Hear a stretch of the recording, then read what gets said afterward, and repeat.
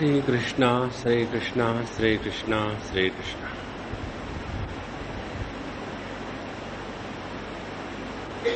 गुरुर्ब्रह्मा गुरुर्विष्णुः गुरुर्देवो महेश्वरः गुरुः साक्षात् परं ब्रह्म तस्मै श्री गुरवे नमः।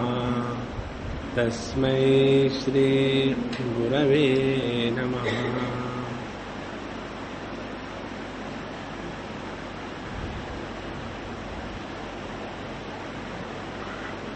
भगवान की भक्ति उनसे न्याय प्राप्त करने के लिए नहीं की जाती। न्याय प्राप्त करना है तो नियम के अनुसार चलो, सीधी बात है। यदि हम किसी मिनिस्टर के पास जाते हैं तो उनसे न्याय मांगने के लिए थोड़ी जाते हैं, न्याय मांगने के लिए जाते हैं कोर्ट में। तो फिर मिनिस्टरों के पास किस लिए जाते हैं? वहां जाते हैं कोई हमको फेवर मिले, नहीं तो उनके पास जाने का मतलब क्या है।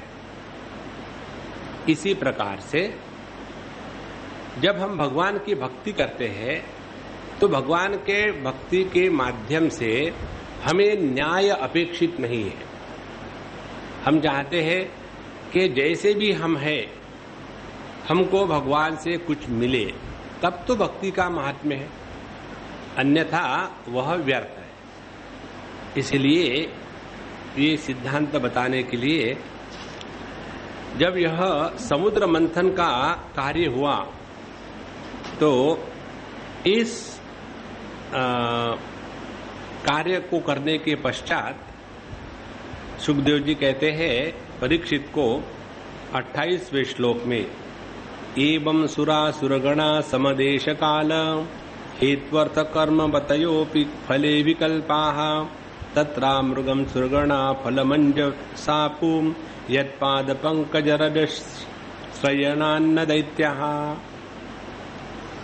दोनों ने, देवताओं ने और असुरों ने साथ मिलकर के उतनी ही मेहनत करी, लेकिन उसका जो फल है अमृत, वो केवल देवताओं को मिला और दैत्यों को, असुरों को नहीं मिला। तो इसका कारण क्या है? इसका कारण एक ही है कि जिन्होंने भगवान की शरण ली है उनको निश्चित रूप से इस जगत में सब कुछ अच्छा मिलता है। तो दो बातें इसमें आ गई। एक तो बात है अपने प्रयत्न, और दूसरी बात है प्रयत्न के साथ साथ भगवान की कृपा। भगवत गीता के 11वें अध्याय में भगवान अर्जुन को अपना विश्वरूप दिखाते हैं और इस विश्वरूप में बताते हैं कि अर्जुन, तुमको ये जो मेरा विश्वरूप का दर्शन हो रहा है, यह कर्म नहीं, दान नहीं, ज्ञान नहीं, किसी से नहीं मिल सकता। ये तुमको दिख रहा क्योंकि तुम मेरे अनन्य भक्त हो। इसलिए हमारे जीवन में कितने भी कर्म रहे, लेकिन उसके साथ साथ भगवान की भक्ति और अनुग्रह होना अत्यंत आवश्यक है। ये बताने के लिए यह जो समुद्र मंथन का प्रसंग है उसको हमको समझना है। तो उसके बाद यज्जुज्यते असुवसु कर्म मनोवचोभिः देहात्मजादिषु नृभिः तद असत पृथक्त्वात्। जो भी कर्म हम जगत में करते हैं उन सभी कर्मों के पीछे भेद बुद्धि ही महत्व की होती है। कर्म कब किए जाते हैं? जब हम अपने आप को परिच्छिन्न समझते हैं, तब मन में अपूर्णता के कारण इच्छाएं उत्पन्न होती है और उन इच्छाओं को पूर्ण करने के लिए हम कर्म में संलग्न हो जाते हैं। और इसीलिए जहां भी कर्म की बात आती है वहां अपूर्णता, भेद, इसका ही महात्म्य होता है। तो जब तक के केवल कर्म के माध्यम से हम सब कुछ प्राप्त करना चाहते हैं, वो ऐसा ही है कि भेद रख करके शांति की प्राप्ति होवे। जब तक के भेद रहेगा, तब तक के जीवन में शांति कभी मिल ही नहीं सकती। और इसीलिए जो व्यक्ति कर्म के साथ साथ भगवान को जोड़ लेता है तो उसके जीवन में अनेक प्रकार के जो कठिनाइयां है, संकट है, वो निकल जाते हैं और वह संसार में रहता हुआ संसारी बनकर के नहीं रहता। ये महत्व की बात है। देखो कितने साधु संत हो गए अपने भारतवर्ष में और विशेष करके महाराष्ट्र में। उसमें से कितने ऐसे थे कि जो गृहस्थ थे। तो परमात्मा की प्राप्ति करने के लिए सभी को संन्यास ग्रहण करना आवश्यक नहीं है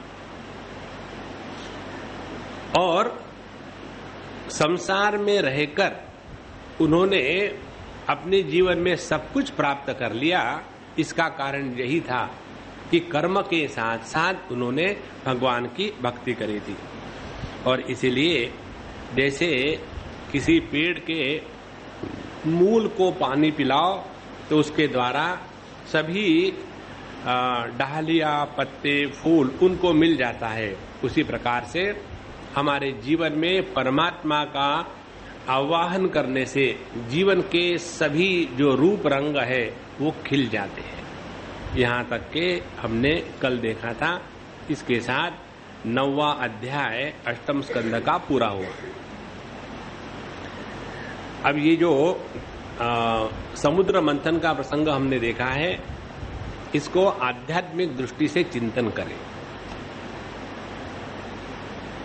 जब भी हम मैला कपड़ा धोने को लेते हैं तो पहले उस कपड़े से जो गंदगी है वो निकलेगी। इसी प्रकार से जहां हम आध्यात्मिक क्षेत्र में प्रवेश करते हैं, अभी तक तो कभी सोचा ही नहीं भगवान के बारे में, और भगवान की कृपा कुछ ऐसी हो गई कि अब हमने अपने जीवन को एक टर्न देने का सोच रखा है। You turn, not the world will not turn, you have to turn. और एक बार यू टर्न ले लिया, उसके बाद जब व्यक्ति इस क्षेत्र में आ जाता है, पहली बात सोचता है कि चलो मैं ध्यान करूं, मेडिटेशन करूं। और मेडिटेशन के लिए बैठने के बाद जो गंदगी आने शुरू हो जाती है अंदर से बाहर, तो आदमी घबरा जाता है। तो देखो यहाँ क्षीर सागर का इतना बड़ा मंथन हुआ तो सबसे पहले निकला कालकूट विष, वही हमारे सब के अंदर में भरा हुआ है। और ये कालकूट विष क्या है? ये अनेक जन्म के जो कर्म है, जो पाप है, उनका बना हुआ मैल है और वही हमको विक्षेप देता है। तो अपने अंतःकरण में जो अशांति है उसका रूप है विचारों का जब हमारे मन को कैंसर हो जाता है तब अशांति होती है। देखो कैंसर किसको कहते हैं? जब अपने जिस इंद्रिय में कैंसर हुआ है उसकी जो सेल्स है वो इतनी मल्टीप्लाई करती है कि जैसे अभी अभी पैदा हो गई। जैसे छोटा बच्चा जल्दी जल्दी बढ़ता है, बड़ा होने के बाद आदमी बढ़ता नहीं, तो उसमें जो इन्फेंटाइल स्टेज आ जाती है उसी के कारण बहुत बढ़ती है। उसी प्रकार से हमारे मन पर ये जो विचारों का मानो कैंसर आ गया है, और इतने विचार तो कहां से आते हैं? तो बताते हैं हमने आज तक केवल कर्म, राग, द्वेष इसी के द्वारा प्रेरित होकर के जीवन जिया है। तो उसका जो प्रेशर डेवलप हो गया है वो प्रेशर रिलीज हो जाता है। जहां आप शांत होकर के ध्यान के लिए बैठो तो वो प्रेशर रिलीज हो गया और फिर धड़ाधड़ विचार आने लग गए। उसी को कहते हैं विष। इसलिए अपने जीवन में रोज, एक दिन नहीं हफ्ते में, रोज कम से कम घंटा 2 घंटे केवल अपने साथ बैठे, कोई ना हो अगल बगल, ना फोन हो, ना टीवी हो, ना कंप्यूटर, कुछ भी नहीं, केवल अकेले शांत बैठे। और फिर देखो धीरे धीरे कैसे समुद्र मंथन शुरू हो जाता है और उसमें पता लगता है कि क्या क्या निकलने वाले रत्न हमारे अंदर में बैठे हुए। और जब उनको सहने की क्षमता आ जाती है तब व्यक्ति आध्यात्मिक क्षेत्र में प्रवेश करता है। और प्राथमिक प्रवेश कैसा होगा? प्राथमिक प्रवेश ये होगा कि now I have changed, now what you have changed, now I get up at 8 o'clock in the morning, earlier I have to get up at 10 o'clock। 2 घंटे का चेंज आ गया। फिर लगता है कि अब मैं बदल गया हूं, अब मैं 7 दिन मीट नहीं खाता हूं, केवल एकादशी को नहीं खाता हूं, बाकी खाता हूं। बदल आ गया। तो हमारे जो आध्यात्मिक बदल है वो ऐसे ही घटिया रहते हैं। एक बार एक सज्जन ने मुझे कहा कि स्वामी जी, आपको सुनने के बाद मैंने निश्चय कर लिया बदलना है, और मैं बदल गया हूं बहुत। अब मैं रोज नहाता हूं। माने पहले नहाते नहीं थे क्या? बोले स्वामी जी नहीं, I was never worried about it. जब आए तब आया। तो अपने मन को परमात्मा के सामने रख दो। जैसे कपड़े को पानी में रख देते हैं तो धीरे धीरे मैल निकलता है, उसी प्रकार से अपने मन को परमात्मा के सामने रख दो और फिर देखो क्या गंदगी बाहर आ रही है। उस समय हिम्मत चाहिए, धैर्य चाहिए, आत्मबल चाहिए, तब जाकर के अंतःकरण खाली होगा। जब तक के अंतःकरण खाली नहीं होगा तब तक के परमात्मा के अनुभूति की क्षमता जागृत नहीं होती। तो ये हो गया अपना प्रसंग समुद्र मंथन का, जो आध्यात्मिक दृष्टि से हमको देखना है। अब आगे चलते हैं 10वें और 11वें अध्याय में। सुखदेव जी महाराज कहते हैं, इति दानव दैतेया नाविन्दन्नमृतं नृप युक्ता कर्मणि यत्ताश्च वासुदेव परांगमुखाः। क्योंकि ये देवता और दानव वासुदेव परांगमुख थे, भगवान के प्रति समर्पित नहीं थे, इसीलिए उन्होंने इतनी मेहनत करी फिर भी उनको अमृत प्राप्त नहीं हुआ। क्योंकि जो भगवान से विमुख होता है उसको जीवन में अमृत की प्राप्ति नहीं होती। तो भगवान ने जो अमृत निकाला, मोहिनी का रूप धारण करके सबको पिला दिया, और सबको पिला देने के बाद वहां से सीधे निकल पड़े, किसी से बात करने का सवाल ही नहीं। और जब देवते ने देखा कि फिर हमारे साथ धोखा हुआ है, और फिर वो बहुत गुस्से आ गए, और उसके बाद उनका युद्ध प्रारंभ हुआ, और उस युद्ध का नाम है देवासुर संग्राम। यह देवासुर संग्राम बहुत प्रसिद्ध है पुराणों में। कहते हैं एक तो ये युद्ध बहुत बड़ा माना गया है, और दूसरा युद्ध माना गया है राम रावण का। महाभारत का युद्ध उसके सामने कुछ भी नहीं है कहते हैं। तो ये जो देवासुर संग्राम शुरू हुआ उसका वर्णन बड़ा विचित्र आया है। ये जो असुर दैत्य इत्यादि थे, अनेक प्रकार के प्राणियों को अपना वाहन बना करके देवताओं पर टूट पड़े। उसी प्रकार से देवता ने भी अनेक प्रकार के वाहन लिए, हथियार लिए, और एक दूसरे पर टूट पड़े। और ये सब होने के पश्चात फिर जब देखा बलि, जो दैत्यों का या असुरों का राजा था, उसने देखा कि अब तो सभी लोग मर ही रहे हैं हमारे, तो उसने फिर अपना जो मायावी रूप था वह धारण किया, और उसने मय दानव के द्वारा बनाया हुआ जो वैहायस नाम का विमान था उसके ऊपर वह सवार हो गया। और ये विमान बड़ा विचित्र था, जहां चाहे केवल अपने संकल्प से ही चलता था, और जब चाहे तब अदृश्य हो जाए, जब चाहे तब दृश्य हो जाए। इस प्रकार से इसने बहुत प्रकार से माया करी, और उसके बाद अनेक प्रकार के शस्त्र अस्त्र इत्यादि देवताओं पर डालने लग गए। लेकिन ये जो देवता लोग हैं वो समझ भी नहीं पा रहे थे कहाँ से ये सब चीजें आ रही है, क्योंकि ये सब माया का ही चल रहा था।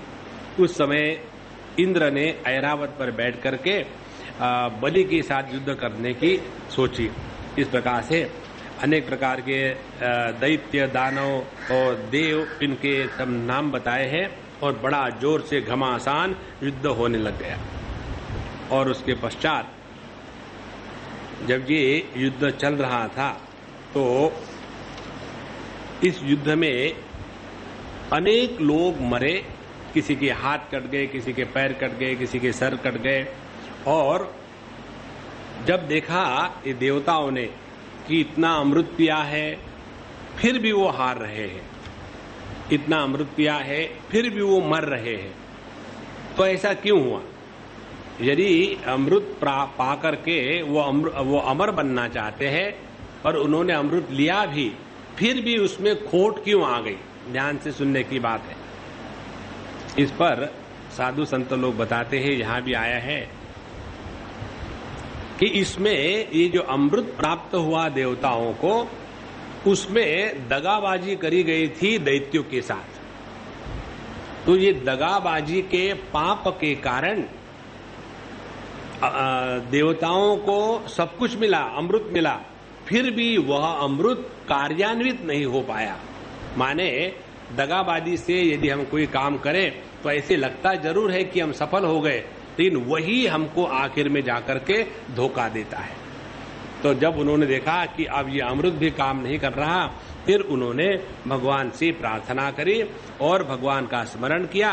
तो उसी समय भगवान गरुड़ पर बैठ करके आ गए और उन्होंने अपने सुदर्शन चक्र से सभी राक्षसों को इत्यादियों को मार दिया। और उसके बाद यह 10वां अध्याय पूरा होता है और फिर 11वें अध्याय में इस युद्ध की, संग्राम की समाप्ति होती है।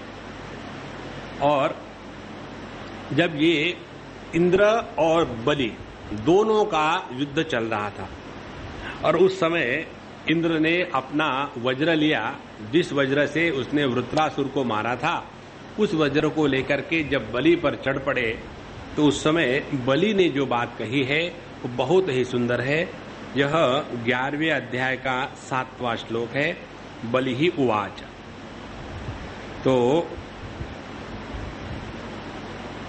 बलि कहता है, संग्रामे वर्तमानानां काल चोदित कर्मणां कीर्ति जयो जयो मृत्यु सर्वेषां स्युरनुक्रमान् तदिदं काल रशनं जनाः पश्यन्ति सूरयः न रुशन्ति न शोचन्ति यत्र यूयम पंडिताः। देखो हे इंद्र, तुमको लग रहा है कि तुम आकर के सब पर विजय प्राप्त कर रहे हो, लेकिन एक बात समझो कि जितने भी जीवन में युद्ध इत्यादि होते हैं ये भगवान की काल शक्ति की प्रेरणा के अनुसार ही होते हैं और उसमें किसको जय होना है, किसका पराजय होना है, यह भगवान का पहले का ही संकल्प होता है। इसीलिए जो समझदार है, जिन्होंने भगवान के इस रूप को समझ लिया है, वो व्यक्ति ऐसे युद्ध में जय पराजय के द्वारा प्रभावित नहीं होते, जन्म मृत्यु के द्वारा अभिभूत नहीं होते। उनका जो समत्व का भाव है वो ही बना रहता है। और इसलिए तुम यदि ये कल्पना करते हो कि तुम हम पर जीत रहे हो क्योंकि भगवान तुम्हारे साथ है, तो ये देख करके मुझे तुम पर तरस आ रहा है। भगवान तुम्हारे साथ होते हुए भी तुमको ये बात समझ में नहीं आती कि भगवान जब चाहते तही वही बात होती है, उसमें तुम्हारी कौन सी खास बात है। तो इस प्रकार से जब बलि ने इंद्र को वचन सुनाए तो गृह्णामो मर्म ताड़ना, जब इनके मर्म को ताड़ दिया वो बड़ा दुखी हुआ इंद्र, लेकिन अब करे क्या। श्री शुकोवाच, सुखदेव जी कहते हैं, तो इत्याक्षिप्य विभुम वीरो निराचैहि वीरमर्दनः आकर्ण पूर्णैहि अहनः दाक्षै पैराहतम पुनः। तो उसने ऐसा सुनने के बाद अनसुनी बात कर दी और फिर युद्ध के लिए तैयार हो गया। और यह जो बलि था, जो सत्यवादी था, उसने भी इंद्र का अच्छा तिरस्कार किया और फिर दोनों में बड़ी जोर से युद्ध शुरू हो गया। और जब ये युद्ध चल रहा था उसमें इंद्र के द्वारा बलि को मारा गया और उस समय सभी के सभी जो दैत्य लोग हैं बलि को शुक्राचार्य जी के पास ले गए। शुक्राचार्य जी ने उनको फिर जिंदा कर दिया था। इस समय जब ये युद्ध हो रहा था और देख रहे थे भगवान कि ये तो देवता लोग सभी असुरों को मारने ही वाले हैं, तो उस समय उन्होंने नारद जी को भेजा और कहा कि देखो देवताओं, इस प्रकार से तुम्हारा कार्य हो गया है, अब उनको मार करके नष्ट करने की मत सोचो। कारण क्या है कि देवताओं का जो महात्म्य है वह असुरों के दैत्यों के कारण है। यहां हम थोड़ा विचार करेंगे। हमारे सबके अंतःकरण में हम आपको मुख्य रूप से आध्यात्मिक अर्थ बताते हैं, आपने देखा होगा तो, क्योंकि वही अर्थ हमारे अपने साधना के क्रम में हमको मायना रखता है। तो यह जो देवता और असुर, इनका जो संग्राम हमारे अंतःकरण में चलता है, इसमें दो प्रकार के वृत्तियों का संग्राम है। एक है सत्व गुण प्रधान वृत्तियां और दूसरी है रजस और तमोगुण प्रधान वृत्तियां। और ये जो युद्ध है नित्य निरंतर हमारे अंतःकरण में चल रहा है। अब इसमें हमको ये समझना है, यदि कोई कल्पना करे कि हमारे अंतःकरण में केवल सत्व गुण की ही वृत्तियां होवे, तो ये असंभव है। कोई ये कल्पना करे कि हमारे अंतःकरण में केवल रजोगुण की, तमोगुण की ही वृत्तियां होए, तो वो भी असंभव है। क्योंकि ये जो तीन गुण है, सत्व रजस तमस, ये हमेशा एक दूसरे के साथ साथ ही रहते हैं। जैसे कोई ये कल्पना करे कि दिन ही होवे रात नहीं होवे, तो असंभव है। तो ये जो हमारे अंतःकरण का स्वरूप है, इसमें अच्छे भी विचार आएंगे, बुरे भी विचार आएंगे। अब इन दोनों विचारों के साथ हमको कैसा व्यवहार करना चाहिए, ये बताने के लिए नारद जी भगवान के द्वारा भेजे गए थे। और वही नारद जी हम लोगों के जीवन में साधु संत और उनके सत्संग और वचनों के माध्यम से आ जाते हैं। अब क्या हमको समझना है, अपने जीवन में जो तमोगुण का प्राधान्य है, राक्षस तमोगुणी होते हैं, क्योंकि वो किसी को कुछ देते नहीं, हर चीज को इकट्ठा करके संग्रह करके रखने की जिसकी वृत्ति, उनको राक्षस कहते हैं। रक्ष रक्ष इति राक्षसा, सब इकट्ठा करके रखो। उसके बाद जो दूसरे प्रकार के लोग होते हैं जो भोग प्रधान है, उसमें आ जाते हैं यक्ष और दैत्य इत्यादि। वो केवल भोग में ही लगे हुए हैं और अपने भोग के लिए दूसरों को कष्ट देना भी जो बुरा नहीं समझते, ऐसे लोगों को दैत्य कहते हैं, जो दूसरे को तोड़ फोड़ करके अपने भोग करेंगे। तो ये तीन श्रेणियां हो गई, राक्षस, यक्ष और दैत्य। और चतुर्थ श्रेणी है सत्व गुण प्रधान, और ये है देवता या सुर, और इनका जीवन है सत्व गुण प्रधान। इसीलिए ज्ञान का महात्म्य, शांति, क्षमा, आर्जव इत्यादि शास्त्रों का अध्ययन करना, भगवान का नामस्मरण करना और भगवान को ही अपने जीवन में श्रेष्ठ मानना, इस प्रकार के दो प्रकार के वृत्तियां हमारे सबके हृदय में हमेशा होती है। तो ये हम अपने अंतःकरण से बात निकाल डाले कि हमारे मन में कभी भी रजोगुण तमोगुण की वृत्ति नहीं आएगी और केवल सत्वगुण की वृत्ति रहेगी, तो ये असंभव है और ऐसा नहीं होना चाहिए। कारण क्या? कारण ये है, यदि हमने, जैसे आपने देखा होगा, किसी व्यक्ति ने अपने जीवन में कभी भी कोई भी पैसा नहीं खाया, कभी भी कोई नहीं खाया, तो उस व्यक्ति के अंतःकरण में एक ऐसा भाव निर्माण हो जाता है कि मैंने आज तक किसी से एक पैसा नहीं लिया। फिर कितने लिए? 1 करोड़ ले लिए। देखो, एक कहावत है हिंदी में, लीद उठानी ही है तो गधे की क्यों, हाथी की उठाओ। अब पैसा खाना ही है तो 2-4 क्या खाने, करोड़ों खा जाओ। कल हम गए थे प्रेमपुरी में, वहाँ एक बूढ़े व्यक्ति थे, हम जहाँ गए बैठे और वहाँ जाकर के एक गिलास पानी पीते हैं, क्योंकि कुछ पीना पड़ता है तो पानी पियो। हम जब पानी पी रहे थे, चाय भी आई, तो हमने कहा भाई महात्मा जी आप ले लो चाय। बोले स्वामी जी, काफी बूढ़े व्यक्ति, स्वामी जी मेरी उम्र मालूम है कितनी? हमने कहा चाय पीने का उत्तर उम्र का क्या मतलब है? नहीं पीने तो मत दो, क्या फर्क पड़ता है। बोले नहीं, I want to tell you, क्या मेरी उम्र आज 80 साल की हो गई। नहीं बोला हैप्पी बर्थडे। बोले वो बात नहीं है, बात ये है 80 साल की उम्र में मैंने आज तक चाय नहीं, कॉफी नहीं, कुछ नहीं पिया। तो हमने कहा अभी भी आप दूध पीते हैं। देखो, जो हमारा अभिमान है ना, वो हमको कहीं भी पकड़ लेता है। 2 प्रकार के प्राणी है, एक है तितली, बटरफ्लाई, और दूसरी है मक्खी, मस्का डोमेस्टिका। दोनों में क्या फर्क है? तितली जो है वो केवल फूलों पर ही बैठती है, जो मक्खी है हर जगह बैठ लेती है, उसमें विवेक नहीं है। हमारा जो अहंकार है ना, इस प्रकार से वो बुराई में भी बैठता है और अच्छाई में भी बैठता है।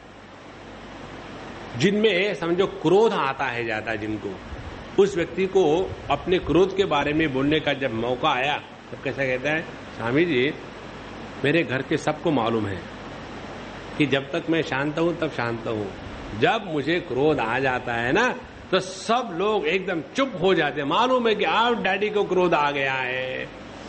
तो उनको ये कहते हुए उसका अभिमान फील होता है, this is how my hanger is. देखो, तो अपने जीवन में ना तो तमोगुण को लेकर के अभिमान होना है, ना तो रजोगुण को लेकर के अभिमान होना है, ना तो सत्वगुण को लेकर के अभिमान होना है।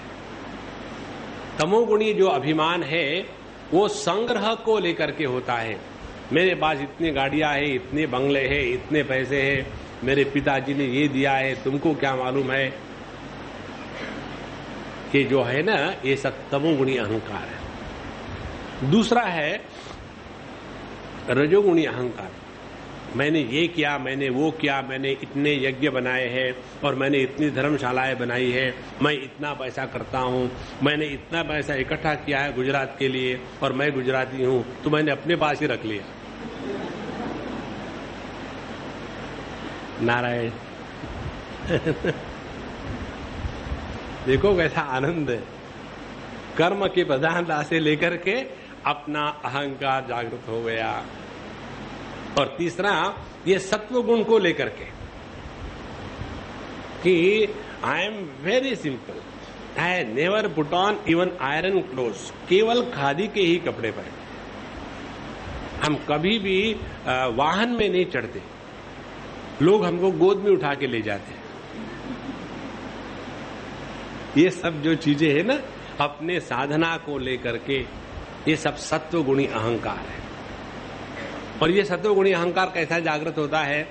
अपनी अच्छाई को लेकर के दूसरे के बुराई के साथ कंपैरिजन करना। देखो, यदि समझो हम मदिरापान नहीं करते तो मत करो, नहीं कर रहे तो किसी पर उपकार थोड़ी कर रहे हो। कल परसों की बात है, हम जब प्रेमपुरी में बैठे थे तो वहां एक सज्जन ने हमको कहा कि स्वामी जी मांस मच्छी तो हमने देखी तक नहीं। हमने कहा आपका जीवन व्यर्थ हो गया। भगवान ने मत्स्यावतार लिया था और इसीलिए हमारे जो बंगाली बंधु है उनको आत्मसात करते हैं। देखो, किसी भी चीज को लेकर के मन में घृणा नहीं होनी चाहिए, तब जाकर के हम ये 3 गुणों के परे चले गए। तो नारद जी आकर के कहते हैं देवों से कि देखो, तुम उनका इस प्रकार से तिरस्कार मत करो, जो हो गया वो हो गया है। अब ये तुमने उनको हरा दिया है, अब शांत हो जाओ। उनको पूरा नष्ट करने के समान कुछ है ही नहीं। इसके पश्चात फिर भी थोड़ा बहुत युद्ध चलता रहा और इसके साथ साथ हम ये 11वें अध्याय के अंत में आ जाते हैं, जहां भिन्न भिन्न जो असुर थे, दैत्य थे, उनका किस प्रकार से इंद्र ने नाश किया और उनको बताया था कि ये पर्टिकुलर जो दैत्य है इसका वध ऐसे नहीं हो सकता। फिर इंद्र ने दूसरे प्रकार से उसका नाश किया। इस प्रकार से नारद जी कहते हैं कि देखो देवताओं, जो तुमने भगवान की छत्र छाया में रह करके अमृत प्राप्त कर लिया है, अब हो गई सब बात, अब लड़ाई बंद कर दो और ज्यादा आगे इसको बढ़ाने की बात नहीं है। इसके पश्चात सुखदेव जी महाराज कहते हैं कि जब इनके दैत्यों ने बलि महाराज को ले गए शुक्राचार्य के पास, तो उनके पास संजीवनी विद्या थी, उन्होंने असुरों को जीवंत कर दिया है और बलि जो था उसके जीवन में इंद्रियों में चेतना आ गई, स्मरण शक्ति आ गई और फिर भी अपना पराजय होने के बाद भी बलि के मन में खेद नहीं था। ये महत्व की बात है।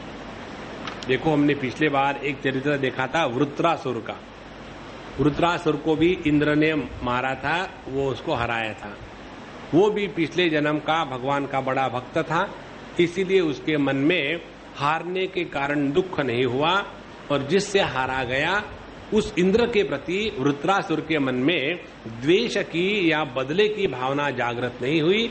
उसका कारण बताते हैं, क्योंकि पिछले जन्म में भगवान का बड़ा भक्त था और किसी शाप के कारण वो इस असुर योनि में आ गया था। उसी प्रकार से बलि जो है उनका भी यही ग्रेटनेस था कि यह पहले भगवान का भक्त था, सत्य का प्रतिपादन और प्रतिष्ठा रखने वाला था और इसीलिए यह इसी प्रकार से दुख से प्रभावित नहीं हुआ और इंद्र को भी उसने द्वेष के रूप से स्वीकार नहीं किया। तो यह जो देव असुर संग्राम है, ये पुराणों की एक बहुत बड़ी लड़ाई का वर्णन है। इसके जैसी कोई लड़ाई ना हुई है, ना आगे होने वाली है। इसके बाद एक प्रसंग आता है 12वें अध्याय में। वो प्रसंग इस प्रकार से हम आपको शॉर्ट में बताएंगे, फिर आगे जाएंगे। जब ये देवता लोग जीत गए, फिर भी उनके मन में डर बना रहा, क्योंकि उनको मालूम था जीते हैं हम भगवान की कृपा से और भगवान के सामर्थ्य से, और कभी भी ये दैत्य लोग आकर के फिर शक्तिशाली बनेंगे और फिर हम पर हमला बोलेंगे तो हम क्या करें। तो उस समय वे सभी के सभी जाकर के कहते हैं कि देखो, ये अपने शिवजी बाबा है ना, ये जाकर के हर एक को उल्टा सीधा वर दे देते हैं और इसके कारण ये लोग बड़े बलवान हो जाते हैं और फिर हम देवताओं पर, स्वर्ग पर आक्रमण करते हैं। तो आप ऐसा कुछ करें कि शिवजी लोगों को ऐसा उल्टा सीधा वर मत दे। तो भगवान विष्णु महाराज नारायण पहुंच गए शिवजी के पास। देखो भैया, आपके बारे में ये कंप्लेंट सुनी है कि आप किसी को भी कोई भी वर दे देते हो। उन्होंने कहा भी हम हैं तो ऐसे ही, हम क्या करें। जब कोई हमारी शरण आ जाए और कोई कुछ मांगे तो ना कैसे कहे, इसीलिए हम दे देते। तो फिर इसका कोई उपाय नहीं। बोले उपाय जरूर है। क्या? बोले उपाय ये है कि आपके वो मोहिनी रूप के बारे में हमने बहुत सुन रखा है, लेकिन हमने उस मोहिनी रूप को कभी देखा नहीं। तो आप यदि हमको उस मोहिनी रूप को दिखा दे तो भगवान फिर हम जाकर के उन दैत्यों को ऐसे उल्टे सीधे आशीर्वाद नहीं देंगे। देखो, हर एक अपना अपना काम निकालने के लिए गड़बड़ी करता ही है। तो शिवजी ने ऐसी बात जब कही तो भगवान हंस दिए और शिवजी ने पहले भगवान की, नारायण की आराधना करी। ये आराधना जो है ये फिर अपने चिंतन का विषय है। श्री महादेव उवाच 12ोऽध्यायः 4th श्लोक। देवदेव जगद्व्यापिन् जगदीश जगन्मय सर्वेषामपि भावानां त्वमात्मा हेतुरीश्वरः आद्यन्तावस्य जन्मध्यम् इदम् अन्यदहं बहिः यतो व्ययस्य नैतानि तत्सत्यं ब्रह्मचिद्भवान्। कई बार जब मैं पढ़ता हूँ तो मुझे एक बात हमेशा मन में आती है इसी तत्व का प्रतिपादन कितने प्रकार से हुआ है। यदि हम इस भागवत महापुराण के जितनी भगवान की स्तुतियां हैं, जिन्होंने करी है, उसको इकट्ठा करके उसके ऊपर चिंतन करने लग जाए तो अपने आप जीवन की चिंता समाप्त हो जाती है। जैसे यहाँ का प्रसंग देखे, देव देव जगत व्यापिन, हे देवताओं के भी देव माने सबके जो मुखिया हो, जगत व्यापिन, आप इस जगत को व्याप्त करके बैठे हो, और जगदीश जगन्मय, और इस जगत का नियंत्रण करने वाले ईश्वर भी आप ही हो, और जगन्मय, और यह संपूर्ण विश्व केवल आप ही है। इन तीन शब्दों के द्वारा तीन सिद्धांत का प्रतिपादन हुआ है। पहली बात यह है कि आप कारणातीत जगत के कारण हो, देव देव, देवानाम अपि देवः, जो सबका मूल कारण है और जिसका कोई भी कारण नहीं है, ऐसे बिना कारण के अस्तित्व वाले हे परब्रह्म परमात्मा देव देव जगत व्यापिन। हम इस परमात्मा को जानते हैं, सोचते हैं इनके बारे में, क्योंकि जगत को देखने के बाद, और ये संपूर्ण जगत को जिसने व्याप्त करके रखा है। तीसरी बात जगदीश, और ये जगत का नियंत्रण करने वाले जो है, और फिर भी जगन्मय, ये संपूर्ण जो जगत है ये परमात्मा का ही रूप है। तो जगन्मय कहने से भगवान को इस जगत का उपादान कारण के रूप में कहा है, और उनको जगदीश कहने से परमात्मा को इस जगत का निमित्त कारण के रूप में कहा है। यही हमारे वेदांत शास्त्र की, वैदिक धर्म की विशेषता है। जैसे आप लीजिए, इस्लाम लीजिए या क्रिश्चियनिटी लीजिए, या ये जो प्रार्थना समाज है, आर्य समाज है, ये लोग परमात्मा को इस जगत का निमित्त कारण तो मानते हैं, उपादान कारण नहीं मानते। और चूंकि वो उपादान कारण नहीं मानते, वो भगवान की मूर्ति पूजा की कल्पना भी नहीं कर सकते। यदि भगवान इस जगत के उपादान कारण नहीं होंगे, उपादान कारण माने जैसे मिट्टी मटकी का उपादान कारण है और कुम्हार उसका निमित्त कारण है। यदि भगवान भी मिट्टी नहीं होता इस जगत की, तो सवाल यह आया कि किस मिट्टी से ये जगत बना है, तो क्या ये जो मिट्टी है भगवान से भिन्न है? तो यदि भगवान से भिन्न प्रकृति होगी, जिस प्रकृति से जगत बना है, तो भगवान अनंत नहीं होगा, उसमें किसी प्रकार का परिच्छेद आ जाएगा, तो वहां द्वैत की निर्मिति होगी, और जहां द्वैत होगा वहां निर्भयता कभी आ ही नहीं सकती। और इसलिए हमारे शास्त्रों का ये जो सिद्धांत है, यही परिपूर्ण तत्व का प्रतिपादन है कि जो देख रहा है वो भी परमात्मा है, जिन उपकरणों से देख रहा है वो भी परमात्मा है, जिसको देख रहा है वो भी परमात्मा है। सूत्रे मणिगणाई, वो भगवत गीता के 7वें अध्याय में भगवान बताते हैं, जैसे सुवर्ण मणियों को सुवर्ण के धागों में पिरोया जाए, तो जैसे आधार आधेय भाव निर्माण हो जाता है, लेकिन है तो एक ही सुवर्ण, उसी प्रकार से यह संपूर्ण जो विश्व है यह परमात्मा स्वरूप है, और इसका निर्माण करने वाला भी परमात्मा ही है। टेक्निकली इसको कहते हैं भगवान इस जगत के अभिन्न निमित्त उपादान कारण है। अभिन्न माने undifferentiated material and the efficient cause of this world. सर्वेषाम अपि भावानाम त्वम आत्मा हेतुरीश्वरः, और जितने भी भाव है, सात्विक भाव, राजसिक भाव, तामसिक भाव, इन सब का जो हेतु है, जो कारण है, हे भगवान आप ही हो। और आद्यंतावस्य यन मध्यम इदम अन्यदहम वही, और सभी का जो आदि अंत मध्य है ये सब केवल आप ही आप है, और आप ही यहाँ दृष्टा के रूप में, भोक्ता के रूप में एक ही है। वहाँ भोक्ता, भोग्य और भोग यह त्रिपुटी नहीं है। और इस प्रकार से जितने भी महात्मा लोग हैं ये आपकी इस प्रकार से वंदना करते हैं, आराधना करते हैं। और सत्यम ब्रह्म चिद भवान, जो सत्यम ज्ञानम अनंतम ब्रह्म है, हे भगवान ये आप ही हो। आपके ही द्वारा व्यक्ति इस जगत के प्राकृतिक गुणों से परे जा सकता है और आप परिपूर्ण हो, पर ब्रह्म हो, केवल आनंद स्वरूप हो, निर्विकार हो, आपसे कुछ दूसरी चीज है ही नहीं, आप में ही जगत की उत्पत्ति स्थिति रहती है। और ये जो जगत निर्माण हुआ उसमें अनेकता निर्माण हुई, ये तो सापेक्षता के दृष्टि से कहा जाता है।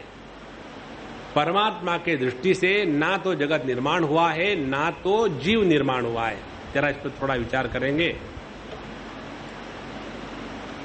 हम जब शास्त्रों का अध्ययन करते हैं तो उसमें 3 बातों का चिंतन होता है। एक तो जगत क्या है, दूसरा जगत में रहने वाला जीव क्या है, और तीसरा इस जगत और जीव का संचालन करने वाला ईश्वर कौन है, और चौथी बात इन सबको आधार देने वाला जो निरपेक्ष तत्व है, इंडिपेंडेंट एग्जिस्टेंस, वो क्या है। इसका जब हम चिंतन करते हैं तो इसमें दृष्टिकोण कौन सा है। तो पहला दृष्टिकोण होता है सापेक्षता का दृष्टिकोण, माने रिलेटिव परसेप्शन। जब मैंने अपने आप को परिच्छिन्न लिमिटेड मान लिया है तो अपने आप जगत को अपने से भिन्न कर लिया और जीव जगत का संचालन करने वाला ईश्वर अपने आप पैदा हो गया। तो जब हम अपने को परिच्छिन्न मान करके सापेक्षता के जगत में व्यवहार करेंगे तो उसको लेकर के जीव जगत ईश्वर, उसकी निर्मिति इत्यादि बातें शास्त्रों में आती है। लेकिन परमात्मा के दृष्टि से क्या स्थिति है। हमारे मांडुक्य उपनिषद के अंतिम अध्याय में आता है, वहां बताते हैं कि न निरोधो न च उत्पत्ति, न बद्धो न च साधकः। ना तो कभी प्रलय हुआ है, ना तो कभी कोई निर्माण हुआ है, ना तो कभी कोई बंधन में आया है, ना तो किसकी मुक्ति हुई है, ना तो कोई साधक है, ना तो कोई मुमुक्षु है। यही परमार्थ है। माने परमात्मा के दृष्टि से सापेक्षता का अस्तित्व ही नहीं है। जैसे हम अपने दृष्टि से कहेंगे समुद्र और लहरें, तो समुद्र बन जाता है कारण, लहरें बन जाती है कार्य। लेकिन पानी के दृष्टि से देखो तो पानी के दृष्टि से समुद्र और लहरें नाम की कोई वस्तु है ही नहीं। इसी प्रकार से महादेव जी कहते हैं भगवान को लेकर के कि हे भगवान, आपको लेकर के जितनी प्रार्थना होती है वे सभी की सभी प्रार्थनाएं सापेक्षता के दृष्टि से है। और ये सापेक्षता के दृष्टि से जो साधना करते हैं उसको योग मार्ग, उसको कर्म मार्ग, उसको भक्ति मार्ग कहते हैं। और परिपूर्णता के दृष्टि से जो साधना है उसको कहते हैं ज्ञान मार्ग, जिसमें हम सत्यम ज्ञानम अनंतम ब्रह्म, परमात्मा का स्वरूप लक्षण बता दिया। यो वेद निहितम गुहायाम, इस परमात्मा को जो अपने स्वरूप में पहचानता है उसके जीवन के सब कष्ट समाप्त हो गए। इसीलिए इन 2 दृष्टि से 2 प्रकार की साधना प्रारंभ होती है। तो जैसी अपनी क्षमता है उसके अनुसार साधना करनी है। यदि हमारे लिए यह सापेक्षिक जगत बड़ा महत्व रखता है तो उनके लिए बताते हैं पहले अपने कर्तव्य कर्म पूरा करो। कर्तव्य कर्म क्यों पूरा करो? शादी क्यों करी? तो अपने कर्तव्य कर्म पूरा करो। और कर्तव्य कर्म पूरा करते करते आदमी को समझ में आ जाता है कि अपने करने से कुछ नहीं हुआ। आज शादी भी अपने कहने से नहीं हुई, भगवान की इच्छा से ही हुई। नहीं तो आप लोग अपने अपने देख लो, had I known this I would never have married you. ये वाक्य कितने पत्नियों ने, पतियों ने अपने अपने स्पाउस को और स्पाइस को कहे होंगे। तो यह जो जगत है इसकी 2 दृष्टियां हैं, सापेक्षता के दृष्टि से और निरपेक्ष परमात्मा के दृष्टि से। तो वास्तव में कहते हैं महादेव जी, आप निरपेक्ष है। आत्म ईश्वरश्च तद अपेक्षतया अनपेक्षः। आप में किसी कोई अपेक्षा नहीं है, क्योंकि एकमेवा द्वितीय नेह नानास्ति किंचन। जरा 2 मिनट के लिए ऐसा विचार करके देखो कि केवल मैं मात्र हूं, तो मैं हूं, केवल यहीं तक आप रुक जाओ तो अपने आप सभी के सभी विचार शांत हो जाते हैं। और मैं पति हूं तो विचारों का वल्क्यानो आने लगेगा। मैं पत्नी हूं तो दुख की सरिता बहने लगेगी। मैं पिता हूं तो आत्महत्या के विचार आएंगे। देखो, लेकिन केवल मैं हूं इतना ही यदि हमारा संकल्प रहे तो इसके पश्चात किसी भी प्रकार की वृत्तियां निर्माण नहीं होती। इसलिए जो अनेक ध्यान के प्रकार है, इसमें एक प्रकार ये है कि जहां हमारा ध्यान एक क्षण में कितना समय लगेगा एक पत्नी को ये समझने में कि वो स्त्री है, जब तक ये सामने बैठे हैं, I can not think anything else. देखो महाराज, उतना ही समय लगता है इस तत्व को पहचानने में। अपने अस्तित्व का जो भान है उसमें मैं का निर्माण नहीं होता। जो मैं रहित अस्तित्व का भान है वही तत्व है, और उसको मैं कहना भी गलत है, क्योंकि जहां मैं कहा वहां तू पैदा हो गया, जहां प्रथम पुरुष आ गया वहां द्वितीय पुरुष आ गया, तृतीय पुरुष आ गया। जहां केवल पुरुष है, द्वाविमो पुरुषो लोके क्षरश्चाक्षर एव च क्षर सर्वाणि भूतानि कूटस्थः अक्षर उच्यते उत्तमः पुरुषः तु अन्यः। जो उत्तम पुरुष है वो इन सब से अन्य है, और उसको मैं कहना भी गलत है। तो इस प्रकार से हे परमात्मा, आप अपने दृष्टि से देखें तो निरपेक्ष है, और एकस्त्वमेद सदसद द्वयम अद्वयम च स्वर्णम कृताकृतमिह न वस्तु भेदः अज्ञानस्त्वयि जनैहि विहितो विकल्पो जस्मान् गुणैहि व्यतिकरो निरुपाधिकस्य। हे भगवान, असल में देखा जाए तो आपके दृष्टि से ना तो द्वैत है ना अद्वैत है, ना तो कार्य है ना कारण है, क्योंकि केवल आप मात्र हो। इसको लेकर के साधना करने की प्रक्रिया, जब कहते कि भगवान आप मात्र हो, उसमें कार्य कारण नाम की वस्तु है ही नहीं, तो ऐसे परमात्मा का अनुभव लेने के लिए कौन सी साधना करेंगे? अपने दिमाग में से कार्य कारण को डिलीट कर डालो। ये ऐसा क्यों है? ऐसा ही होता है। इसके बारे में दिमाग खराब ना करें। जितना हम अपने इस बुद्धि के उपाधि का त्याग कर पाएंगे, उतना हम अपने स्वरूप में स्थित होंगे। हमारे बंधन का कारण एक ही है, हर चीज में लेकर के कार्य कारण को लगा देते हैं। और ये कार्य कारण कहां तक जाता है? स्वामी जी, आपने कहा था ना, इसलिए हम पास हो गए, कार्य कारण लग गया। और फिर वो कार्य कारण लगने के बाद क्या होगा? फिर हम सोचेंगे स्वामी जी के पास कोई जादू है, और फिर वो स्वामी जी को पकड़े रखेंगे, और स्वामी जी कम नहीं है। फिर देखता, अच्छा मिल गया है, अब इसको काटो। एक पागल जैसा आदमी था, हमने आपको ये बताया एक बार, और वो एक जगह एक हाथ में ग्लास में पानी लेकर के दूसरा वो फिशिंग हुक उसमें डाल करके बैठा हुआ। तो ग्लास में फिश करने के लिए पागल ही बैठेगा ना, अब बैठा है फटीचर बैठा है। तो वहां शाम के समय घूमते समय एक यूजलेस समाज सेविका घूम रहे थे। तो उसने देखा, अरे अरे, अपने देश में ये जो सीनियर सिटीजन है इनका कोई ध्यान नहीं रखता। तो जाकर के तुरंत $1 निकाला और उसको डाल दिया, और फिर बात करना शुरू कर दी। Excuse me, you have been fishing here since morning, isn't it? Yes, ma'am. How many fish you got since morning? You are the 10th। देखो, यही बात है।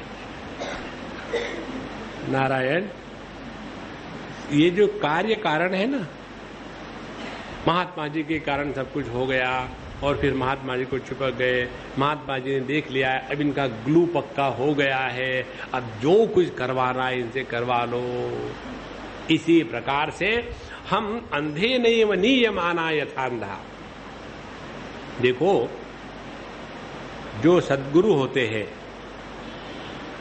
जो किसी का भला करना चाहते हैं और जानते हैं, वो कभी भी अपने शिष्यों को रस्सी से बकरी के जैसे बांध के नहीं रखते। उनके मन में डर नहीं होता, मेरा शिष्य वहां चला गया तो एक बकरा चला गया, फिर दूसरे को पकड़ना पड़ेगा। देखो, कार्य कारण भाव से परे चले जाए। इसलिए भगवान शंकराचार्य जब कहते हैं कि वहां पिता नहीं, माता नहीं, गुरु नहीं, शिष्य नहीं, प्राण नहीं, जन्म नहीं, मृत्यु नहीं, यह जो एकमात्र अखंड रस तत्व है वो हमेशा ऐसा ही है और ऐसा ही रहेगा। जितना इस तत्व की तरफ ध्यान रखो, कार्य कारण अपने आप निकल जाएगा।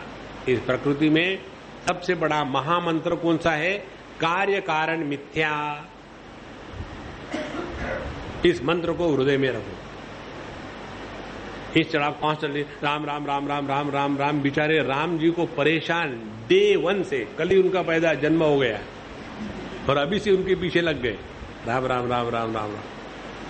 तो असली मंत्र ये है, कार्य कारण मिथ्या, निकल जाए इसके परे, तो आप ही एकमात्र है। और आगे कहते हैं, जैसे आभूषणों के रूप में जब सुवर्ण रहता है तो कोई उसमें विशेषता थोड़ी है। ये आभूषण किसके दृष्टि से है? जिसको उसको पहनना है उसके दृष्टि से। सुवर्ण के दृष्टि से चाहे उनको आभूषण बना करके लॉकर में रख दो, चाहे बिस्किट के रूप में लॉकर में रख दो, सुवर्ण को कोई फर्क नहीं पड़ता। ये तो हम ही लोगों को फर्क पड़ता है। मुझे एक किसी ने बताया कि बोले हमने जो पुराने जमाने के कुछ ये बर्तन मुर्तन थे, हमने उनको रख दिया लॉकर में। चांदी के बर्तन हो गए पुराने जमाने के, और रख दिया। अब उसका कुछ होता नहीं है, पड़े हैं वहां, लेकिन आपको वो लॉकर का किराया देना पड़ता है, फ्री नहीं होता ना वो। बोले आजकल उसका भी किराया बढ़ गया और खामो खाम पड़ा है। सोचे करे क्या, निकाल डालो इसको। तो इतने 20, 30, 40, 50 साल तक उनको लॉकर में रखा और वहां से निकाल करके किसी को बेच दिया। तो वो जो चांदी है उसको क्या फर्क पड़ता है? वो जो कहते हैं। इसी प्रकार से चाहे दैत्य के रूप में रहे, चाहे देवता के रूप में रहे, चाहे जड़ के रूप में रहे, चाहे चैतन्य के रूप में रहे, यह जो निरपेक्ष अस्तित्व है, इस पे कोई विकार नहीं, इसका कोई प्रकार नहीं, क्योंकि एक ही वस्तु है।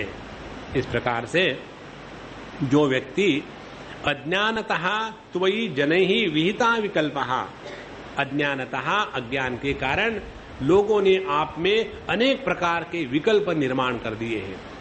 भगवान ने कौन से विकल्प निर्माण कर दिए हैं? पहला विकल्प जगत को लेकर के, दूसरा विकल्प जीव को लेकर के, तीसरा विकल्प कर्मों को लेकर के, चौथा विकल्प कर्म फलों को लेकर के, पांचवा विकल्प जन्म को लेकर के, छठवां विकल्प स्वर्ग नरक को लेकर के।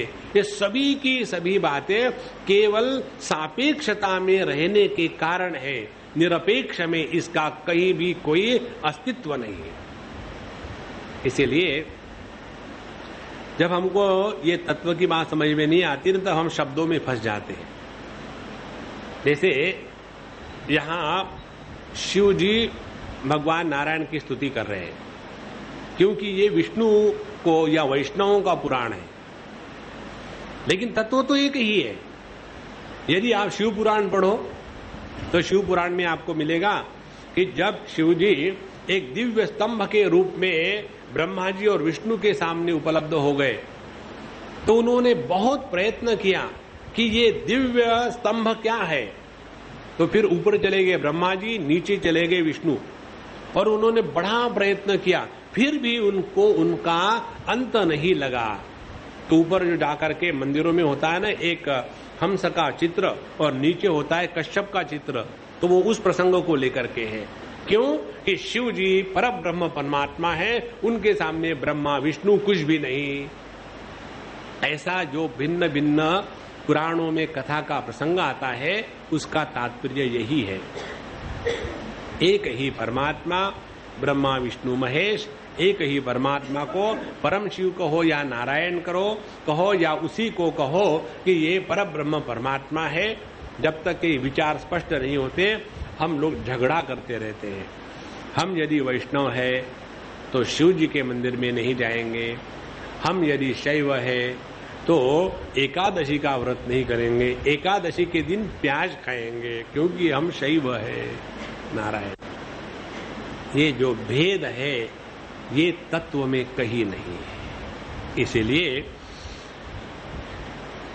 यस्मात् गुणैः व्यतिकरो निरुपाधिकस्य, जो आप निरुपाधिक है उनमें भी अनेक प्रकार के गुणों की प्रतीति हो जाती है। और कहते हैं त्वाम ब्रह्म केचित् वदेन युत धर्म में के एके परम सरसतो हो पुरुषम परेशम अन्ये वयंती नवशक्ति युतम परम त्वाम केचिन महापुरुषम अव्ययमात्मतंत्रम। कोई कोई जो लोग हैं वो आपको कहते हैं कि आप पर ब्रह्म हो, कोई कहते हैं कि आप साक्षात धर्म हो, कोई कहते हैं कि आप प्रकृति और पुरुष इनके परे रहने वाले परमेश्वर हो, और कोई कहते हैं कि आप 9 शक्तियों से युक्त हो। यहाँ इन्होंने 9 शक्तियों का नाम दिया है। नॉर्मली ये मिलता नहीं कहीं। ये जो भाषांतरण हुआ है ना संस्कृत से हिंदी में, ये हमारे स्वामी अखंडनाथ जी महाराज का किया हुआ है। जब उनका सन्यास नहीं हुआ था तब की बात है, जब वो गीता प्रेस के साथ काम करते थे उस समय का किया हुआ है ये।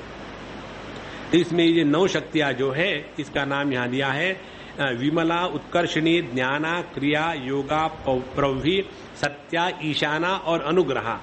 इन 9 शक्तियों से युक्त परम पुरुष जो सभी प्रकार के क्लेश निकाल देते हैं और सभी प्रकार के पूर्वजों के भी जो पूर्वज है ऐसे अविनाशी परमात्मा के रूप में आपको जानते हैं। और उन्होंने कहा कि आप ही भिन्न भिन्न गुणों को लेकर के ये सुर असुर इत्यादि योनियों में प्रकट हो जाते हैं, और हम आपके सत्वगुणी रूप है, फिर भी हम आपको नहीं पहचान सकते। तो रजोगुणी तमोगुणी योनियों में रहने वाले राक्षस दैत्य मनुष्य आपको किस प्रकार से पहचान सकेंगे, क्योंकि आप ही सत्वम समाहितमदः स्थिति जन्मनाशम भूते हितम द जगतः भववंद मोक्षो। आप ही इस जगत में ज्ञान स्वरूप है और सबका उद्धार करने के लिए, सबका बंधन काटने के लिए आप ही है। और आप इस जगत में वैसे ही रहते हो जैसे आकाश में वायु रहता है। इस प्रकार से आप ही सभी गुणों को लेकर के भिन्न भिन्न लीला करते हैं। और इस समय आपने देखो घुमा फिरा करके कहा है शिव जी, और इस समय आपने ये असुरों को ये अमृत ना मिले इसीलिए आपने जो अनेक अवतार लिए थे, इस समय आपने मोहिनी का अवतार लिया था, ये हमने सुना है। देखो कितनी तारीफ करके पहुंचे कहा। तो अवतारा मया दृष्टा रममाणस्ते ते गुणैः सोहम तद द्रष्टुमिच्छामि यत्ते योषित वपुर धृतम। तो आपने जो योषित माने स्त्री का रूप धारण करके जो अवतार किया था, उस अवतार को हम देखना चाहते हैं, क्योंकि उसी अवतार में आकर के आपने दैत्य को मोहित किया था और ये देवताओं को अमृत दिया था। तो उस रूप को लेकर के मेरे मन में बड़ा कौतूहल है और इसीलिए आप हमको वो रूप दिखाइए। देखो ऐसी 2-3 प्रसंग आते हैं पुराणों में। एक बार आता है ये जो नारद जी एक बार भगवान को मिलने वैकुंठ में गए। हाँ, कैसे हो नारद जी, सब ठीक ठाक है, कुछ प्रॉब्लम तो नहीं? नहीं, कुछ प्रॉब्लम नहीं, आपका नामस्मरण अखंड चलता रहता है, आपकी दया से सब कुछ ठीक है। लेकिन मेरे मन में अब एक इच्छा हो रही है। क्या इच्छा हो रही? आपका दर्शन तो मुझे हमेशा ही होता है, इसीलिए उसका कोई महात्म्य नहीं। ब्रैकेट में आपका तो दर्शन हमेशा ही होता है, हम चाहते हैं आपकी माया क्या है ये समझ लें। देखो भगवान कहते क्यों तुम माया के चक्कर में पड़ते हो, मेरे से बोर हो गए क्या, तुमसे तुम्हारी तस्वीर अच्छी है, ऐसा तो नहीं।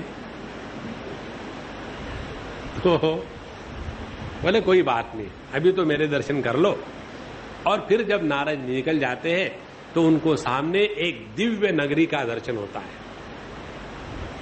और उस नगरी में जब गए तो लोग बड़े व्यस्त नजर आते। नारद जी कहते हैं कि ये नगरी क्या है? बोले इसका नाम है मोह नगरी। अरे हमने तो कभी सुना भी नहीं था इस नगरी का नाम। क्या आपने सुना नहीं इसलिए नहीं होता क्या? आपको तो कई बातें मालूम नहीं है। बोले हाँ ऐसा भी हो सकता है। और बोले यहाँ क्या चल रहा है? बोले यहाँ के जो राजा है उनके कन्या का स्वयंवर होने वाला है। तो देश विदेश के बड़े बड़े राजा इत्यादि आ रहे हैं और ये कन्या जिसको वरण करेगी उसी की हो जाएगी। नारद जी अपना एंटीना लेकर के नारायण नारायण करके घूमने वाले। तब वो पहुंच गए राजा के महल में। उनका वहां बड़ा स्वागत हुआ और स्वागत होने के पश्चात फिर राजा ने कहा कि भगवान ऋषिवर आप आ गए हो, आइए हमारी कन्या के मुद्रिका को देखिए और उनके हाथ को देखिए और बताइए इनका क्या आगे इनके जीवन में लिखा है। तो नारद जी ने उस कन्या का हाथ अपने हाथ में लिया और हरे कृष्ण गोविंद महाराज की जय। अब वो सब बताने लगे इसके लिए ऐसा वर मिलेगा। और कौन सा वर? उसमें पूरा उन्होंने अपना वर्णन कर दिया। और उसके पश्चात बोले धन्य है हम, आपके जैसे महात्मा आ गए। उस लड़की ने भी इनको नमस्कार किया। अब इनके मन में तो ये भावना हो गई कि ये मुझे पत्नी के रूप में मिले, क्यों वही उन्होंने भविष्य बताया था। बाहर आ गए और फिर सोचा क्या किया जाए। तो भगवान नारायण का स्मरण किया, हे हरि मुझे आपके जैसा रूप दे दो।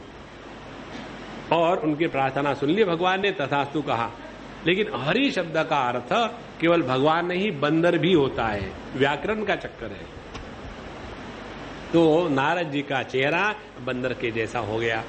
अब जिसका चेहरा बंदर के जैसा होता है उसको छोड़ के सबको मालूम होता है।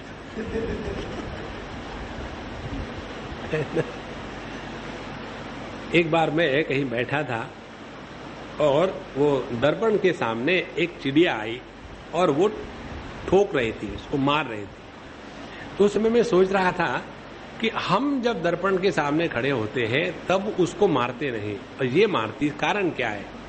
कारण ये है कि हमने बचपन से दर्पण देख देख करके मैं ऐसा हूं ये कल्पना बना के रखी है। लेकिन पशुओं में पक्षियों में तो ये कल्पना नहीं होती। उनमें तो मालूम ही नहीं कि मैं कैसा दिखता हूं या कैसी दिखती हूं। भैंस को ये कभी नहीं लगता कि मैं अगली हूं, गधे को कभी नहीं लगता कि मैं मेष पात्र हूं। तो नारद जी का मुख बंदर के जैसा हो गया। अब उनको तो पता नहीं, अब उनको तो ये कि मैंने भगवान हरि की प्रार्थना कर दी, अब मेरा हरि के जैसा मुख हो गया। अब वो जहां संयमवर होने वाला था वहां पहुंच गए और वहां पहुंचने के पश्चात जहां से जिस लाइन में ये बैठे हुए थे बड़े बड़े राजाओं के बीच में, तो उधर से उस कन्या ने देखा और उस लाइन में गई ही नहीं। तो इनको बड़ा क्रोध, देखो मेरा हरि का रूप है, यहां आई तक नहीं। तो वहां से उठे और दूसरे लाइन में जाके बैठे। और वहां भी वो कन्या, एक बंदर के पास कौन जाएगा? तो दोनों वो जहां गए बैठे थे, दोनों साइड में दो भगवान के गण बैठे हुए थे शिव जी के। तो उन्होंने कहा स्वयंवर के लिए आए हो, आईने में मुख देखो। तो उनको गुस्सा आया, क्या देख रहा है, जाके देखो। जब उन्होंने जाकर देखा पानी में, तब उनको अपना मुख बंदर के जैसा नजर आया। तो इनको बड़ा क्रोध आया और जब वो क्रोध से लाल पीले हो रहे थे उसी समय भगवान नारायण उसी कन्या को लेकर के उनका विवाह स्वयंवर हो गया और हाथ में हाथ डाल करके आ रहे हैं। और नारद जी ने देखा ये नारायण ने किया हुआ है। फिर उन्होंने उनको शाप दे दिया, तुम्हारे ही कारण तुमने मेरी पत्नी को छीन लिया। तुम्हारी पत्नी कब हुई थी वो 50% है, मैंने तो मान लिया, उसने भी तो मानना चाहिए ना। और जब उन्होंने भगवान को शाप दे दिया कि जिस प्रकार से तुमने मेरी पत्नी को छीन करके मुझे दुखी बनाया, उसी प्रकार से तुम्हारी पत्नी को भी कोई छीनेगा और तुम दुखी बनोगे। और भगवान ने उसको स्वीकार किया और फिर कहते हैं, नारद जी मैं आपके शाप को स्वीकार करता हूं और आपने मुझे कहा था ना माया क्या है देखनी है, इसीलिए मैंने ही आपको दिखाया है, वैसे कुछ नहीं है। देखो जितना हम इन सभी तत्वों के बारे में चिंतन करेंगे तो पता चलेगा कि संपूर्ण जगत का अस्तित्व केवल इस एक चेतन सत्ता के कारण है। और यह जो चेतन सत्ता है ये हमसे भिन्न नहीं हो सकती। जितना हमारा ध्यान इस चेतन सत्ता में लगा रहेगा उतना आप देखेंगे जीवन सहज होगा, सरल होगा। फिर वहां ना कोई शत्रु है ना कोई मित्र है, ना हमको किसी का भला करना है ना किसी को बुरा करना है। ये भगवान की लीला है, उसमें जो जो पार्ट हमको दिया है सिंसियरली करते जाए और अपना टाइम पास करते जाए। एक बार अभी कल परसों मुझे एक ईमेल आया, सब्जेक्ट टाइम पास, मैंने इसको खोला ही नहीं तुम्हारा टाइम पास मेरा टाइम बर्बाद, आई डिडंट ओपन इट। तो भगवान की लीला चल रही है, इसमें कोई सीरियस होने की बात नहीं है। तो भगवान आपका ये जो मोहिनी का जो अवतार हुआ था वो हम देखना चाहते हैं, तो बताइए। श्री शुकवाच, सुखदेव जी कहते हैं तो भगवान एवं अभ्यर्थितो विष्णु भगवान चूलपाणिना प्रहस्य भाव गंभीरम गिरीशम प्रत्यभाषत। तो भगवान नारायण को बड़ी हंसी आई और उन्होंने हंसते हंसते शिव जी से बड़े गंभीर वाणी से कहा। उन्होंने कहा, श्री भगवान वाच कौतूहलाय दैत्यानाम योषिद्वेषो मया कृतः पश्यता सुर कार्याणि गते पीयूष भाजने तत्तेहं दर्शयिष्यामि दिदृक्षो सुरसत्तम कामिनां बहुमंतव्यम संकल्प प्रभवोदयम। अब अपना ये जो भगवान का अवतार था मोहिनी का, इसको लेकर के कहते हैं कि देखो दैत्यानाम कौतूहलाय, दैत्यों को हरा करके उनके हाथ में जो चला गया था ये अमृत का कलश, उसको निकाल करके देवताओं का काम बनाने के लिए मैंने ये अवतार लिया था। और ये इसी प्रकार से हो सकता है कि दैत्यों का मन यदि उस अमृत कलश से हट करके किसी दूसरे जगह जाएगा तब तो वो अपने हाथ से कलश छोड़ेंगे, नहीं तो नहीं छोड़ेंगे। और इसीलिए उनके मन को आकर्षित करने के लिए मैंने इस सुंदर स्त्री का रूप धारण किया था। और यह रूप ऐसा था कि बड़े बड़े पुरुष भी इसके कारण कामनाओं से उत्तेजित होकर के अपने आप को भ्रष्ट कर लेते हैं। इस प्रकार से बताने के बाद श्री शुकवाच, फिर भगवान वही अंतर्धान हो गए और शिव जी चारों तरफ देख रहे। अभी अभी तो भगवान ने प्रसन्न होकर के कहा, लेकिन वो कहाँ चले गए। और जब वो ऐसा सोच ही रहे थे, चारों तरफ भगवान कहाँ गए भगवान कहाँ गए, और वहां सामने से उन्होंने देखा एक अत्यंत सुंदर विश्व मोहिनी तरुण स्त्री हाथ में गेंद लेकर के खेलती हुई आ रही है, हंस रही है और शिव जी को देखती है और उनके तरफ देख करके मुस्कुराती है। कभी उसके हाथ का गेंद है वो नीचे गिर जाता है, फिर वो उसके पीछे दौड़ती है और शिव जी उसको देख करके इतने तन्मय हो गए कि उनका सब भान समाप्त हो गया। वहां सती जी बैठी हुई है और बाकी जो गण है वो भी उनको देख रहे हैं, सब कुछ भूल गए। और उसी समय में ये मोहिनी का सुंदर कार्य चल रहा है। वो दौड़ती है और कभी कभी वो गेंद के पीछे और उसका पूरा वर्णन आया है। और उसको देख करके शिव जी का मन बहुत मोहित हो गया। और जब देखा शिव जी का मन बहुत मोहित हो गया, उसी समय जोर से हवा का झोंका आया और उस मोहिनी कन्या के देह पर का जो वस्त्र था वो उड़ गया। अब वो पूरी तरह से नग्न हो गई और पेड़ों के पीछे छुप करके अपने आप को बचाने लगी। और शिव जी फिर वो भी नंग धड़ंग हो गए और उनके पीछे दौड़ने लग गए। चारों तरफ लोग देख रहे हैं और ये सब कुछ हो रहा है। और ऐसा जब हुआ और जब उनका वो काम का आवेग समाप्त हो गया, तब उनको होश आया कि हे, मैं क्या कर रहा हूं। और उसके बाद फिर विष्णु भगवान अपना अवतार वापस ले लेते हैं और फिर शिव जी की स्तुति करते हैं कि हे शिव जी महाराज, आपने अपने आप को बचाया, क्योंकि आप जैसे श्रेष्ठ पुरुष ही ये सब कुछ कर सकते हैं, साधारण व्यक्ति इसको सह नहीं सकता। इसको लेकर के अनेक प्रकार की चर्चाएं होती है महात्माओं में, विशेष करके उन साधकों में जिनमें समर्पण के स्थान पर संशय का प्राधान्य होता है। उनके मन में जहां समर्पण होता है वहां प्रश्न नहीं आते। जैसे हम कई जगह जाते हैं तो खाने के लिए पता नहीं क्या क्या लोग देते हैं, तो जो खिलाने वाला है उसका भाव महत्व का होता है, क्या खिलाया है ये महत्व का नहीं। इसी प्रकार से जैसा हमारा भाव होगा वैसा हमको इस लीला का दर्शन होगा। इसमें जब शिव जी उस मोहिनी के पीछे नग्न होकर के वीर्य स्खलित कर गए, तो उसका जो अर्थ बताते हैं महात्मा लोग, वो ये बताते हैं। पहला अर्थ, भगवान शिव जी जैसे महातपस्वी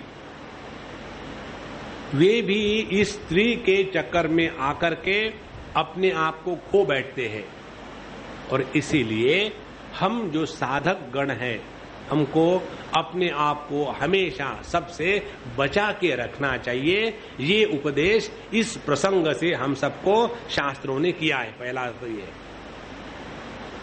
दूसरा अर्थ ये है कि शिवजी ने जो विष प्राशन किया था, उस विष प्राशन के कारण उनके देह में जो भी बुराइयां आ गई वो सभी की सभी बुराइयां इस प्रसंग के द्वारा निकल गई और उन पर जो विष का प्रभाव था वो शांत हो गया। तीसरी बात बताते हैं कि शिवजी ने भगवान के सौंदर्य का महिमा बढ़ाने के लिए और भगवान विष्णु को श्रेष्ठ निश्चित करने के लिए यह नाटक किया है, ये लीला करी है। और सबसे महत्व की बात, इसके पीछे का कारण क्या है? इसलिए भूलनावत प्रसंग कैसा शुरू होता है, सभी के सभी पहुंच गए भगवान नारायण के पास। ये शिव जी सबको उल्टा सीधा आशीर्वाद दे देते हैं और ये दैत्य लोग उनके पास जाएंगे, आशीर्वाद लेंगे, फिर प्रबल हो गए। तो भगवान पहुंच गए शिव जी के पास कि ऐसा आशीर्वाद मत देना। उन्होंने क्या कहा था, यदि आपका मोहिनी रूप दिखाओगे तो हम नहीं देंगे आशीर्वाद उन लोगों को।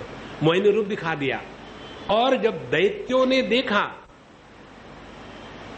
कि इस मोहिनी रूप को लेकर के हम तो बेवकूफ बन ही गए थे, उसी मोहिनी रूप को देकर के शिवजी भी बेवकूफ बन गए हैं, तो ऐसे व्यक्ति के पास जाकर के क्या मांगना है। और इसीलिए उन्होंने जाकर के फिर शिवजी से प्रार्थना नहीं करी कि हे शिवजी हमको शक्तिशाली बनाओ, हमको वीर्यवान बनाओ। देखो कितनी सूक्ष्म विचारधारा है, क्योंकि हम किसी के पास जाकर के मांगते हैं तब जब उसके सामर्थ्य के बारे में हमारे मन में कोई संदेह नहीं हो तब। तो दैत्यों के मन में शिवजी के सामर्थ्य के बारे में संदेह निर्माण कर दिया है इस प्रसंग के द्वारा, और इसीलिए फिर ये जो दैत्य लोग हैं फिर शिवजी के पास नहीं गए और फिर उन्होंने उल्टा सीधा आशीर्वाद भी उनको नहीं दिया। इसके बाद का जो प्रसंग है उसको हम फिर देखेंगे। ओम पूर्णमदः पूर्णमिदं पूर्णात् पूर्णमुदच्यते पूर्णस्य पूर्णमादाय पूर्णमेवावशिष्यते। ओम शांति शांति शांति। हरि ओम। श्री गुरुभ्यो नमः। हरि ओम।